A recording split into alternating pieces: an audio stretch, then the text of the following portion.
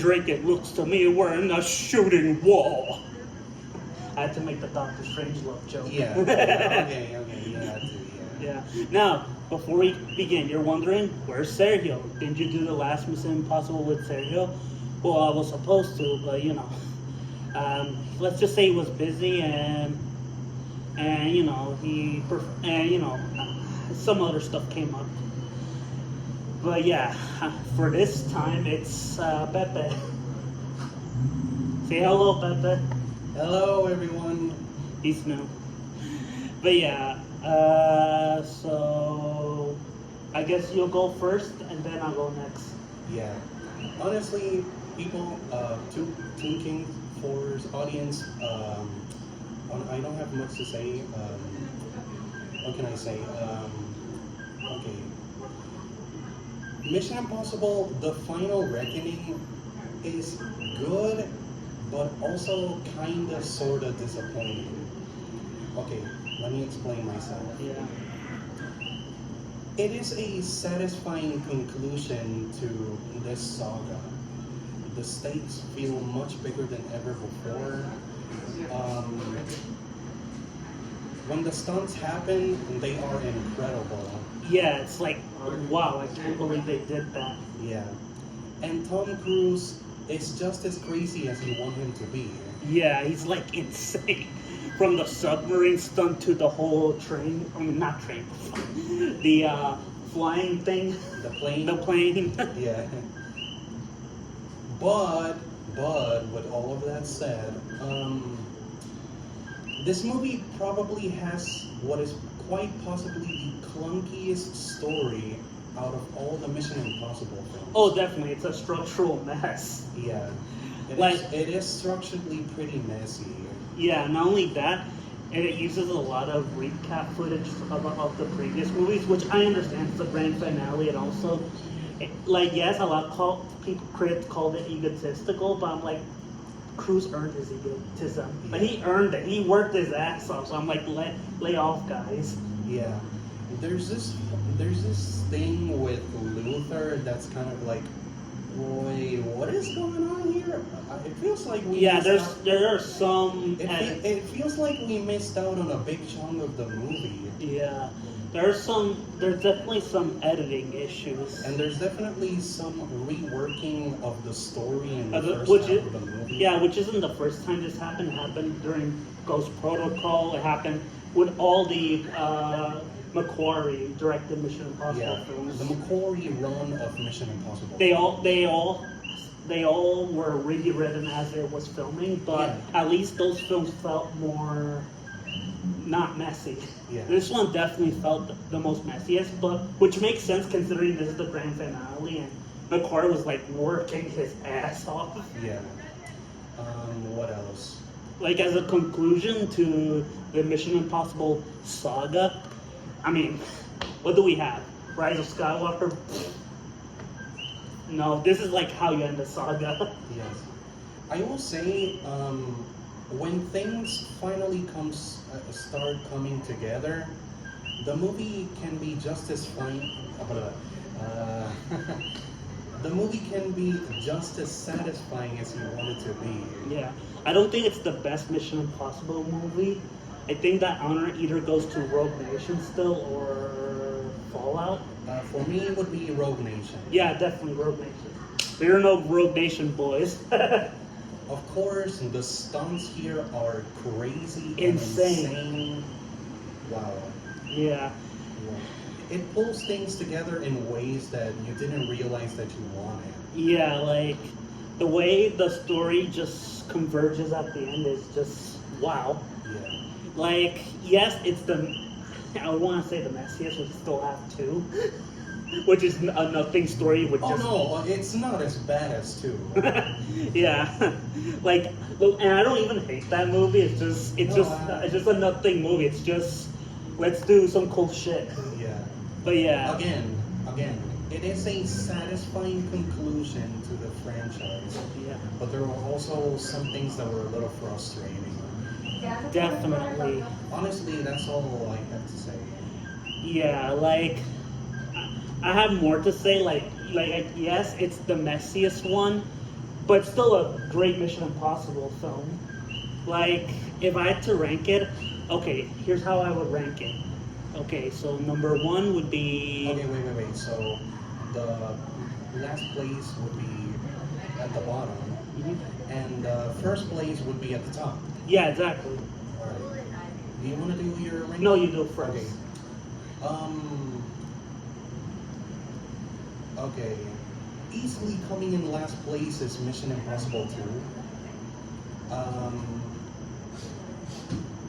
Unfortunately, number 7 is gonna be the Final Reckoning. I'm sorry. That's I harsh. Fucking hard. Yeah. You broke my heart, man. You Well, broke- I'm just no. joking. But I did give it a positive review. Mhm. I said it was good. Oh yeah, yeah. Like out of the McQuarrie ones, it's definitely the weakest one. Yeah. Number 6 would be Mission Impossible 3. Number 5 would be the original. Mm. Fifth place, the original. Mhm. Number 4, I go back and forth between Ghost Protocol and Fallout. I'm gonna go with Ghost Protocol. Mm. Number 3, Fallout. No, sorry. Number 4, Fallout, and number 3, Ghost Protocol. Okay. And number 2 would be Dead Reckoning. Dead Reckoning. And first place, Rogue Nation. Yeah. It's still the best Mission Impossible movie, in my opinion. Yeah. Here's mine. Like, here's my ranking. Obviously, at the bottom, Mission Impossible 2. Like, I don't hate that movie. Like, it's a nothing movie, but man, the John Woo stuff is just fucking amazing. Yeah. Number 7. Yeah, number 7 is. Look, I haven't seen like 1 through 3 in a long time, so if I ever rewatch them, I'll change the ranking in the comments. So number 7, the original Mission Impossible, Okay, that's good. Okay. and number 6, Mission Impossible 3. Okay. And number 5, Mission Impossible Ghost Protocol. Okay. Number 4, Mission Impossible: The Final Reckoning. Okay. Oh, Yeah. that high. Oh yeah, it's that high. Like yes, like it's the messiest out of the McQuarrie ones, Okay. but it's still like, but the McQuarrie ones, so yeah, are like top tier Mission Impossible. Sure. Yes, this one's the messiest, but it just concludes everything perfectly from all the movies, even the ones he didn't direct, which I took on that. Number 3, Mission Impossible: Dead Reckoning. Okay. Number 2, Mission Impossible: Fallout. Okay. And number 1, Mission Impossible: Rogue Rogue Nation. Nation. Yeah. Now let me talk about the themes and subtext I noticed about the film. All right, guys. I don't have much to say, so I'm gonna leave Toon King here with his thoughts. Yep. Yeah, just hear my thoughts. So yeah. So where do we begin? Oh yeah, let's begin with mutually assured destruction. So yeah, the whole plot is revolved around a AI that thinks it's God, which, wow, this is the second time in a week I saw a plot line like that. First in a Watanabe show and now in a Mission Impossible movie. Yeah. So yeah, the AI basically wants to convince or manipulate humans into killing each other with their nukes from the United States, Russia, Great Britain, France, China, North Korea, Israel, Pakistan, and India. And I assume others. I don't know. I doubt Japan has nukes. Oh my god, I am going to hell. Anyway,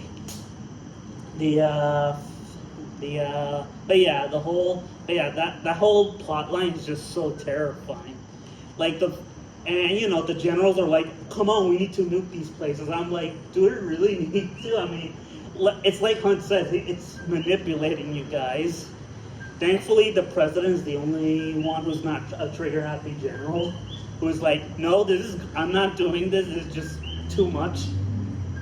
And yeah, the film really critiques this idea that, oh yeah, we have enough nukes, we'll be safe, and it's like, no, we will not be safe, because all it would take would be three things: a loose cannon military leader, two, a loose cannon nation, whether that be the U.S., Great Britain, China, etc., and one, a grown-up man-child to accidentally or purposefully start an unstoppable nuclear holocaust. In the case of the third one, we see this in Gabriel. More on him in a bit. So yeah, let's talk about the scenes that Mission Impossible. There's a scene that I noticed in the middle half, where Ethan, or let's just call him Cruz, is in the submarine, which, my God, I was so suspenseful.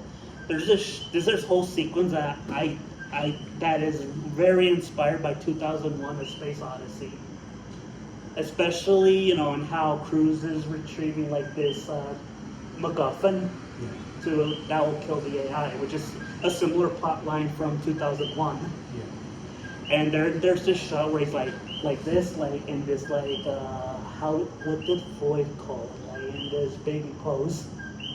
Like it reminds me of the Star Trial, and also symbolically, it's basically Cruz returning to the womb.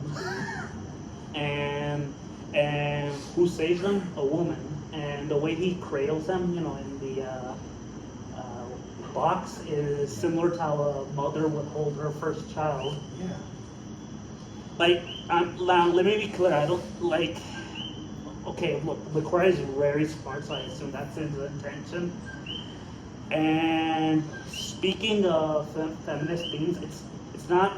Well, okay, yes, Tom saves the world, but the one who's like truly saves it is a woman. Well, should I say the name of the character? Yeah, just say it. Grace. Yeah, Grace is the one who saves the world. Yes, Ethan's the one who puts the thing in, but Grace is the one who catches the entity, which I thought was cool. Speaking of which, let's talk about Gabriel and how he represents toxic masculinity, immaturity, and like misogyny. Because, my God, this character is one of the most misogynistic assholes I've seen in a film in a while. Motherfucking piece of shit. He killed Elsa in the last movie. That's bastard. I still haven't forgiven him. He has a great death scene. That's as good as Henry Cavill's death in Fallout. His death scene was so unintentionally hilarious. I think it was intentionally hilarious because because he's such a man-child throughout the film. He's like, come on, Ethan, catch me. Catch me if you can. And he's like, well, one of us has a parachute. And it's like, it's something like an immature child would die. Like, Gabriel, like, he represents just immaturity, toxic masculinity, and misogyny. Yeah. And like, and the way he dies is such a childish way. Like, he offs himself by accident. He's not killed by Ethan. No, he kills himself by accident, which is really poetic due to how much of an immature asshole he is. Yeah. But yeah, those are my thoughts on the potentially final Mission Impossible film. I doubt it'll be the last. Who knows? I expect they'll announce 2, maybe 4 more sequels if this one does well. If it does well, then they'll probably make more. Yeah, it's the Transformers effect. Only this is way better than Transformers. I agree. Look, I like the first 3 Babe movies, but 4 and 5 are terrible. Anyway, so yeah, I'll probably rewatch all 8 Mission Impossible movies later this year, and possibly do a re-ranking in the comments. So final score, a strong 10 out of 10. You? Damn. Yeah, like I said, it's not perfect, but it's not like bad, like 2, or like especially in the other movies. Damn. Like I would call it a flawed masterpiece. Okay. Like, I acknowledge all the flaws with you, Yeah. but there are 3 types of masterpieces: perfect, near perfect, and flawed. Okay. Well, okay, I ranked them wrongly. Perfect, flawed and near perfect. Okay. For me, I probably need to give it a rewatch because it's so goddamn long. Oh yeah, the runtime. I definitely felt it on this I one. did feel it at times. Yeah, I mean, it didn't. Like, yes, I felt it, but I didn't mind it since everything that was happening is so goddamn cool. Yeah. For now, I'm gonna go with a good 7 out of 10. That's fair. Again, we both have to rewatch all 8 movies. Yeah. Then we'll give our alternate rankings in the comments. I mean, I did the Mission Impossible marathon leading up to this movie. Yeah. So yeah, his ranking's definitive. So mine, not so much. I need to rewatch all 8 later this year. Yeah. So yeah, wish me luck and see you next week for either another movie or the Nadia vlogs. Bye.